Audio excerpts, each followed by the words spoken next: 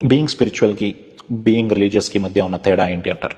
Being spiritual అన్నది అన్ని రంగాల్లో ఉండాలి.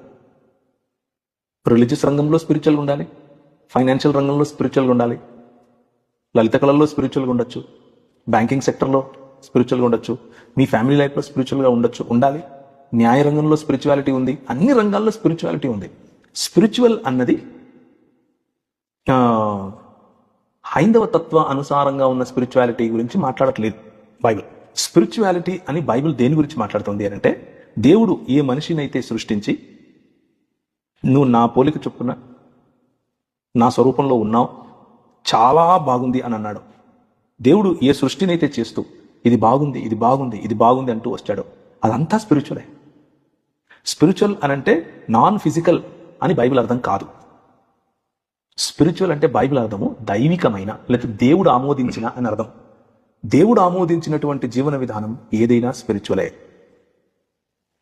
మనము ఇలా మాట్లాడుకోవడం ఇది ఒక స్పిరిచువల్ పని. వ్యాపారం గురించి మాట్లాడుకున్నా అది స్పిరిచువల్ పని. ఇది మనం ఇలా చేస్తూ ఉంటే మనకు సహాయం చేస్తున్నటువంటి మన కెమెరా సోదరులు ఉన్నారు, సిబ్బంది, వాళ్ళు స్పిరిచువల్ పని చేస్తున్నారు.